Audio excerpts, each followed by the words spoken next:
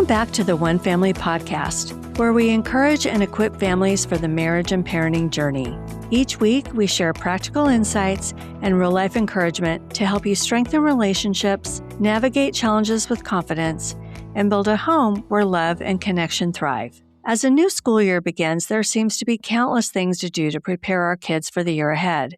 But there are also some important conversations that should take place.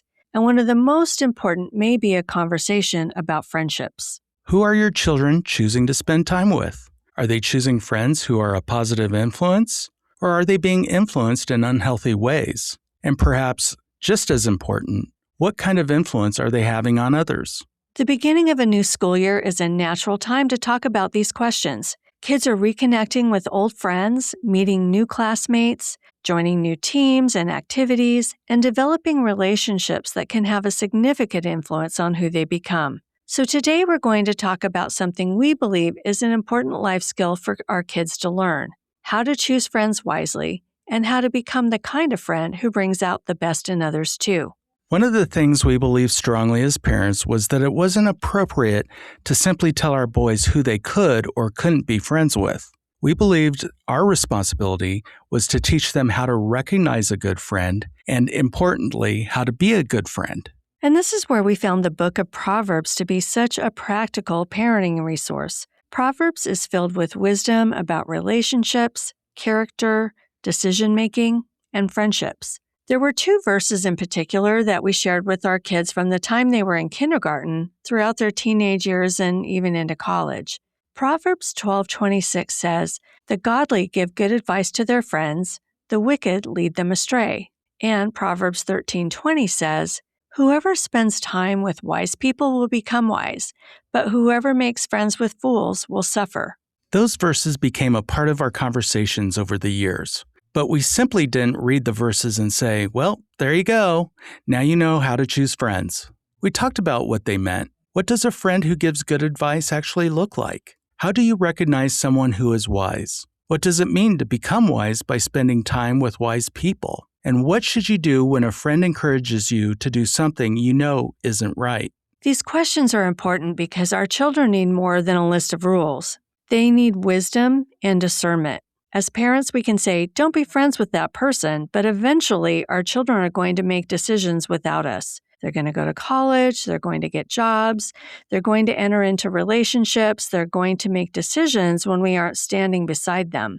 So our goal should be to help them develop the ability to recognize character and make wise decisions for themselves. And one of the things we tried to teach our boys was to look beyond whether someone was popular, funny, athletic, talented, or simply fun to be around. Those things aren't necessarily bad, but they're not what makes someone a good friend. A good friend has character, they can be trusted, they tell the truth, and they respect others. A good friend encourages you to do what is right. And here's a question we can teach our children to ask. What kind of person am I becoming when I spend time with this friend? That's a powerful question for any child, teenager, or even adults, because the people we spend significant amounts of time with influence our attitudes, our choices, our priorities, and ultimately our character. There's another principle that was important for us as parents as well. Insulate, don't isolate. Our goal shouldn't be to isolate our children from anyone who might potentially influence them negatively. That's just not realistic. Our kids are going to encounter all kinds of people.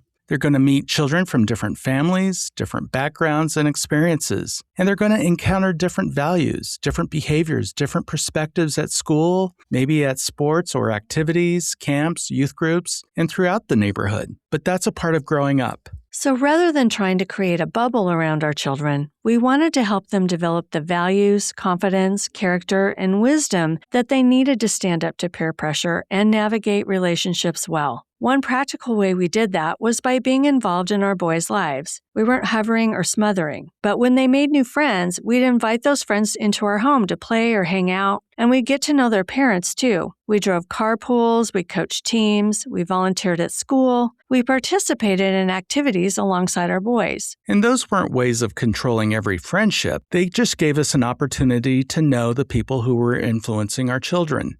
We could observe relationships from the sidelines. We could see how our boys interacted with their friends and how their friends interacted with them. and how those relationships were affecting our boys. And sometimes what we observed led to some important conversations. There were occasions when other kids encouraged our boys to do things that weren't consistent with the values that we were teaching. Things like lying to us, sneaking around, using inappropriate language, or making choices that they knew weren't right. Those situations can be challenging for parents because our first instinct can be to step in and say, "You're not allowed to be friends with that child anymore." And certainly there were times when parents need to establish that kind of boundary. But whenever possible, we tried to turn those situations into teaching moments. We asked our boys, could this friendship cause you to compromise your character or go against our family values? Is this person helping you to become a better person, or are they pulling you in the opposite direction? And another important question was, could you be a good friend to this person without compromising who you are? And that last one was especially important to us. Because we didn't want our boys to think that being a good person meant avoiding everyone who was different from them. We wanted them to understand that they could be a positive influence on others. There's a difference between being influenced by someone and influencing someone for good. And that's an important distinction to teach our children. Exactly. We want our kids to be able to recognize when a relationship is pulling them away from their values and who they are, but we also want them to understand that they can be a source of encouragement, kindness, and positively influence someone else. And that's part of being a good friend. Another thing that helped us was sharing stories from our own childhood and teenage years. We would talk about friendships that were positive, friendships that weren't. We talk about times when we made good decisions and times when we made poor decisions. We also talked about peer pressure and what it felt like to want to fit in or be accepted. And I think these stories can be incredibly powerful because our children need to know that we've been there too. They need to know that we've stood up to peer pressure, that we understand what it's like to want to fit in, to want to be accepted, to want to be part of the group. And when we share our experiences without turning them into lectures, we are creating opportunities for meaningful conversations.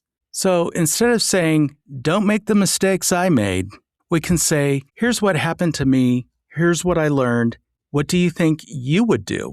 That changes the conversation. It allows our kids to think. And that's really what we're trying to develop, the ability to think wisely and make good decisions.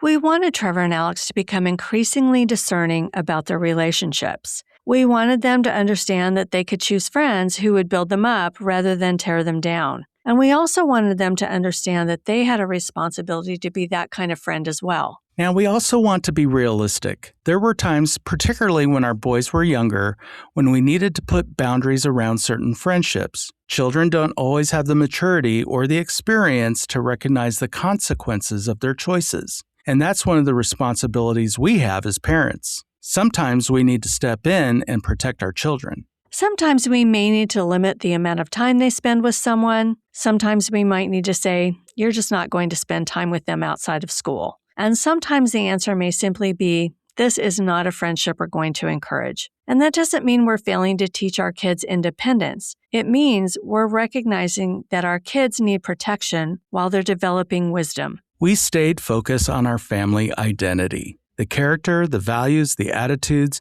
and behaviors we wanted to define our family.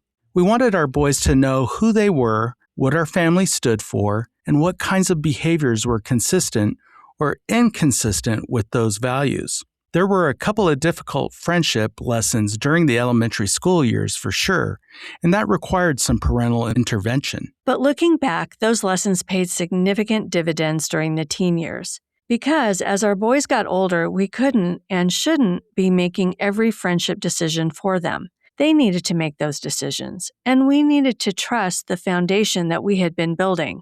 That's really the progression of parenting. When children are young, we have a tremendous amount of authority over their environment. And as they grow, our goal is to gradually move from parental authority toward parental influence. We want our children to eventually make wise decisions because they've developed wisdom and character, not simply because of something mom or dad told them to do. Choosing friends wisely is an important part of growing in moral and relational maturity, and it's a life skill that our children will use for their entire lives. Think about how many different friendships our kids will develop as they grow. Elementary school friends, middle school and high school friends, then college friends, work friends, and neighbors. And eventually, friendships will influence the people they choose to spend their lives with. So as you prepare your family for this new school year, new sports season, or youth group, we'd encourage you to put friendship on your list of conversations. It's not a lecture or an interrogation, it's just a conversation.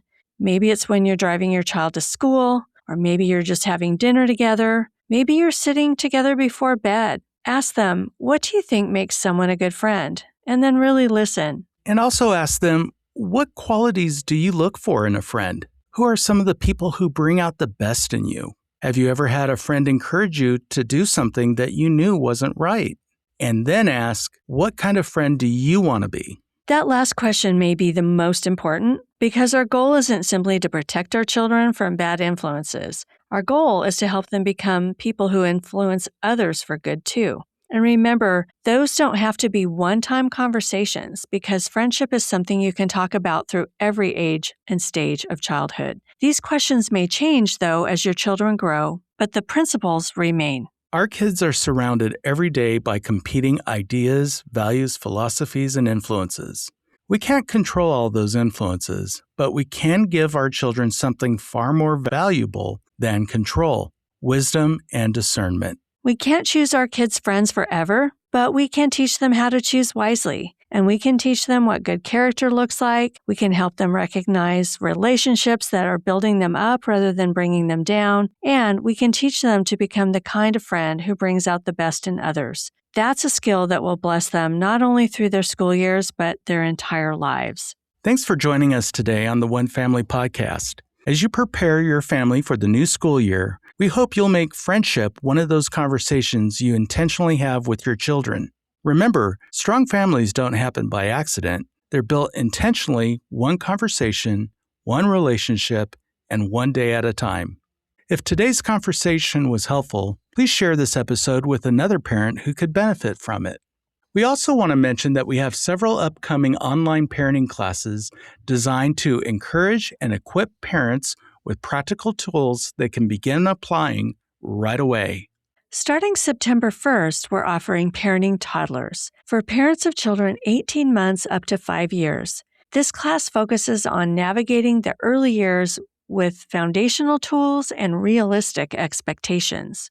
Starting September 16th, Parenting from the Tree of Life is for parents of children ages 5 up to about 12 or 13. This is our comprehensive parenting course with a deeper focus on character building, family dynamics, and heart training. And beginning October 27th, we're offering Parenting the Middle Years for parents of children ages 7 through the teen years. This course focuses on transitioning from our parental authority toward our parental influence and preparing for the teen years. You can find the links to all of these classes along with the OneFamily podcast on our website at onefamilyhwl.org. Just click on the Events tab. So until next time, keep investing in the relationships that matter most. Your one family.